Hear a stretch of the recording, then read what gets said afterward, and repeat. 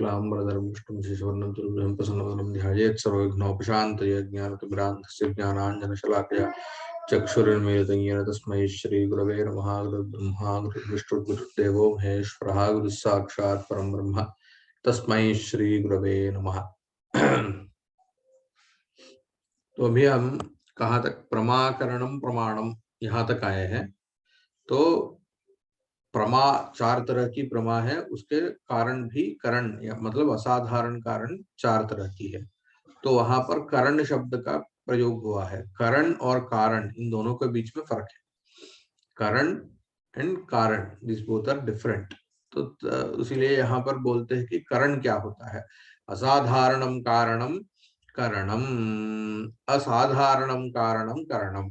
असाधारणम का मतलब है क्या बोलते हैं, यूनिक, स्पेसिफिक नहीं तो, हाँ मतलब जिसके बिना कार्य का उत्पत्ति ही नहीं हो सकता है, वो होता है असाधारण कारण। तो कारण का मतलब क्या है वो पहले जानना है कि कारण क्या हो सकता है।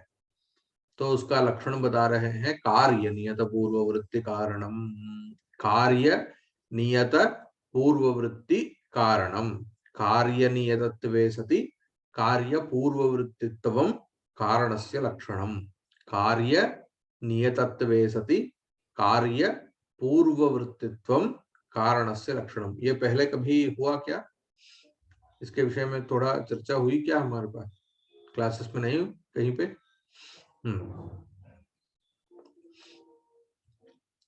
तो कारण क्या होता है? कार्य नियत पूर्ववृत्ति। नियत पूर्ववृत्ति, यहाँ पे दो चीज है, यहाँ पे दो है, नियतत्वम और पूर्ववृत्तित्वम। कार्य नियतत्वे सति कार्य पूर्ववृत्तित्वम। कार्य पूर्ववृत्तित्वम का मतलब क्या है? कार्य पूर्व वृत्तित्वम, कार्य के उत्पत्ति के क्षण के पहले क्षण में, मतलब पिछले क्षण में रहना। जो कारण है उसको रहना चाहिए, उसके बिना कार्य का उत्पत्ति ही नहीं होता है। जैसे कि कोई भी कुछ भी एक हम कार्य ले सकते हैं, जैसे कि एक कपड़ा हो या घट हो या कुछ भी ले लो, उसका कारण क्या है? उसके लिए जिसके बिना कार्य का उत्पत्ति नहीं होता है वो है मिट्टी हो या कुछ भी। तो वो सभी भी घटोत्पत्ति के प्राक्षण, मतलब घटोत्पत्ति के पूर्व क्षण में उन सभी को रहना ये अनिवार्य है। उसके बिना घट का उत्पत्ति ही नहीं हो सकता है ना। तो ये होता है पूर्ववृत्तित्वम। पूर्ववृत्तित्वम इत्यस्य पूर्व क्षण वृत्तित्वम इत्यर्थः। पूर्ववृत्तित्वम का मतलब है पूर्व क्षण वृत्तित्वम, पूर्व क्षण में मतलब पिछले क्षण में रहना, ये पूर्ववृत्तित्व का अर्थ है। तो नियतत्वम ये क्यों कहना है? ये क्या है? नियतत्वम का मतलब है जहां जहां पर कार्य है वहां वहां जो है वो होता है नियत। नियत रूप से घटोत्पत्ति के प्राक्षण में क्या क्या होते हैं, मतलब जहां जहां घटक का उत्पत्ति होता है वहां पर क्या नियत रूप से रहते हैं? मिट्टी रहता है,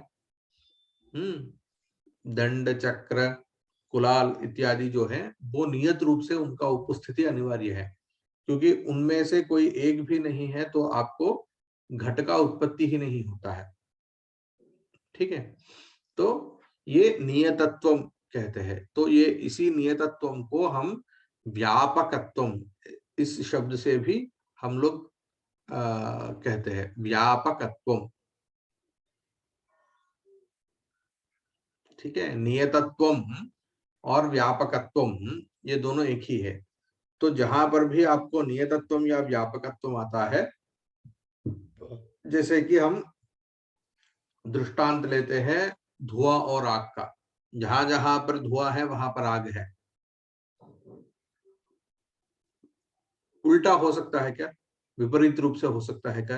रिवर्स में, जहां जहां पर आग है वहां पर धुआं है क्या? जहां जहां आग है वहां धुआं है क्या?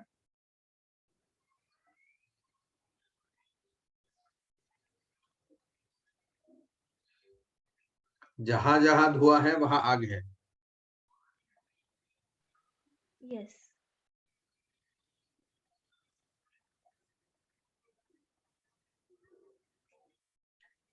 Can it be? नहीं सर, मतलब आग है तो वहां पर धुआं है ऐसा नहीं हो सकता, मतलब हर जगह नहीं होता धुआं। कहाँ पे? मतलब यदि अगर हम गैस चलाते हैं तो वहां सिर्फ आग रहती है, धुआं नहीं होता। राइट। मगर जहां धुआं है वहां आग है क्या?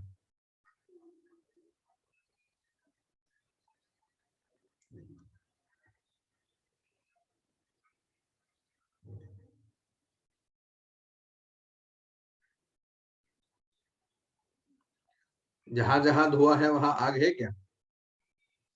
Yes sir. है? Sure about it? तो यहाँ पे जहां जहां धुआं है वहां आग है। यहाँ इन दोनों के बीच में व्यापकत्व ऐसा है, नियतत्व है इन दोनों के बीच में। जहां पर भी धुआं है वहां आग है ना, इसी को नियतत्व कहते हैं। मगर विपरीत रूप से नहीं है, जहां जहां आग है वहां धुआं तो नहीं है। तो यहाँ पे व्यापक क्या है, व्याप्य क्या है? इसको ही व्याप्य व्यापक भाव कहते हैं। यहाँ पे आग जो है वो व्यापक है और धुआं व्याप्य है। ठीक है, आग व्यापक है और धुआं व्याप्य है। ओके, तो व्यापक का मतलब क्या हुआ? धुआं के बिना भी आग है, धुआं के बिना भी आग है ना, धुआं के बिना आग है, मगर आग के बिना धुआं नहीं है। तो आग जो है, धुआं जहां जहां पर है वहां पर है, और धुआं जहां पर नहीं है वहां पर भी है। राइट? आग अधिक देश वृत्ति है, मतलब जहां पर धुआं है वहां तो है ही। wherever there is smoke there is fire, but there are certain places where, certain scenarios where there is no smoke but there could be fire, isn't it? So what happens now? Fire is vyapaka, इसको ही कहते हैं व्यापक कहते हैं, or else pervader. In English it is called as pervader. Okay, and the smoke is called the pervaded या फिर व्याप्य। न्यून देश वृत्ति, कम प्रदेशों में रहता है। कहां से किससे तुलना करेंगे तो कम प्रदेशों में रहता है? आग से कम प्रदेशों में रहता है धुआं, धुआं से ज्यादा प्रदेशों में रहता है आग। ठीक है, तो व्यापक का मतलब है ज्यादा प्रदेशों में रहने वाला, व्याप्य का मतलब है कम प्रदेशों में रहने वाला। ओके,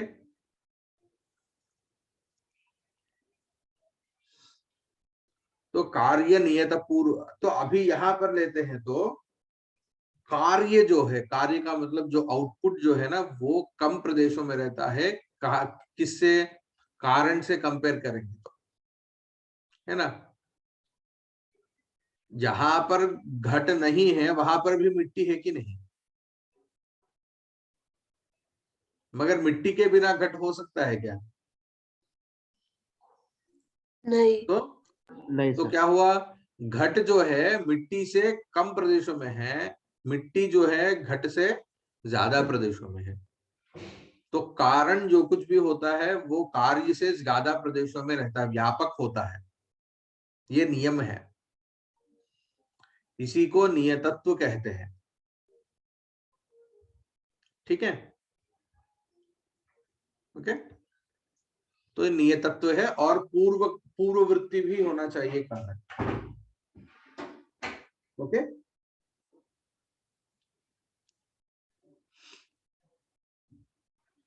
तो ये हो गया कारण का लक्षण।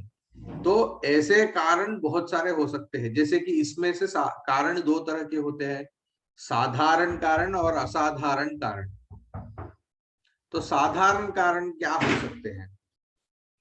जहां पर भी wherever there is an output, there are certain things which are common. साधारण कारण का मतलब क्या है? Common cause and a specific or a unique cause. असाधारण कारण का मतलब है unique.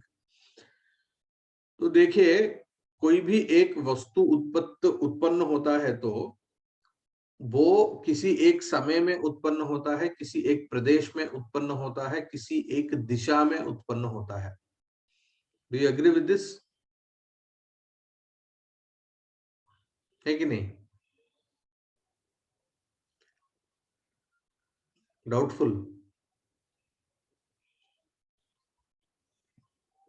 Sir, please can you repeat that? कोई एक पदार्थ उत्पन्न होता है का मतलब wherever there is whenever an object is created, it is being created at a particular time in a particular direction. Yes.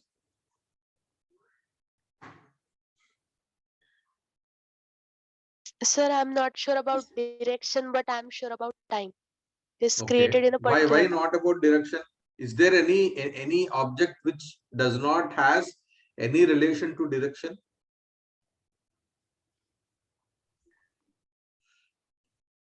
Can you show me an object which does not has any relation to direction?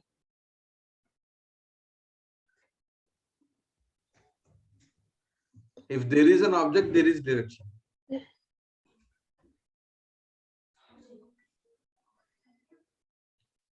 है कि नहीं? That means, I mean, direction का मतलब क्या है? It has a relation with some kind of a place or not? Okay. So it is having a relation with the place and time. Okay. So sabhi, wherever there is certain kind of a creation of an object, so it shares a relation with time and space. Space का मतलब यहाँ पर time and place, right? So time and place can be called as common causes for every object, right?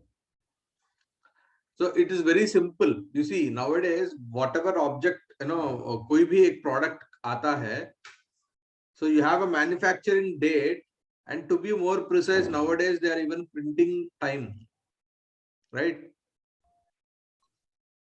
Have you ever seen that? Yes. So this is just an indicator. I'm just saying that each and every object will be created at a particular time and at a particular place. So these both have this karya niyata purvrutti, right? So place and time. Place का मतलब direction हम ले सकते हैं, दिक जो हम कहते हैं उसको हम place के रूप से हम ले सकते हैं, और time जो है, काल जो है, ये दोनों साधारण कारण होते हैं सभी कार्यों के लिए. Okay, this is from a normal perspective. शास्त्र के परिभाषा में देखोगे तो there are two other additional causes which are common to each and every object that can be created apart from time and space. Okay, what are those other two common causes? Are Adrishta and Ishvara. Adrishta and Ishvara are also considered to be common causes for each and every object that can be created. Okay, ईश्वर सभी कार्यों का कारण है. अदृष्ट, अदृष्ट का मतलब क्या है? पाप और पुण्य. पाप और पुण्य ये दोनों भी सभी कार्यों का कारण बनते हैं. तो चार साधारण कारण हैं: काल, ईश्वर, कालेश्वर, काल, ईश्वर, अदृष्ट, दिक्. काल, ईश्वर, अदृष्ट, दिक्. तो यहाँ पे अदृष्ट को क्यों लेना है? ईश्वर को ठीक है मान लेते हैं क्योंकि ये आस्तिक दर्शन है, ईश्वर सर्वज्ञ है, सर्वत्र व्यापी है, तो वो कारण बन सकता है। अदृष्ट को क्यों मानना है? क्योंकि जो कोई भी एक वस्तु उत्पन्न होता है उसको कोई एक उपभोक्ता रहता है कि नहीं? उपभोक्ता का मतलब है consumer, right? Someone is getting benefited with that object or someone is getting what you call harm, मतलब किसी का अच्छा हो रहा है, किसी का बुरा हो रहा है, right? So there are being manufactured, mobile phones, there are even weapons being manufactured, right? If you use weapons, what will happen? Destruction will happen. And what is the output of destruction? Dukkham, sorrow. And there are certain food items or something, after consuming them you feel happy about it, right? So each and every object, and at the same time objects like mobile phones, they may be source for your happiness at moments, and at the same times they may even lead to sorrow also, right? तो ये सुख और दुख दोनों का भी कारण बन सकते हैं। कई वस्तु सुख का कारण बनते हैं, कई वस्तु दुख का कारण बनते हैं। And even to particular person, as if this is my mobile phone, right? I am getting benefited out of this mobile phone, whether it is good or bad. So in the creation of this mobile phone, somewhere even my adrishtam is also having a relation. Okay? मेरा जो पाप और पुण्य है वो भी कारण बनते हैं इस मोबाइल फोन की उत्पत्ति में। Have you ever thought about this? Each and every object that you are consuming or that you are getting benefited to, starting from your mobile phones or your clothes, your parents, your house, whatever, each and every object that can be created or that has been created has somewhere or the other relation with your adrishta,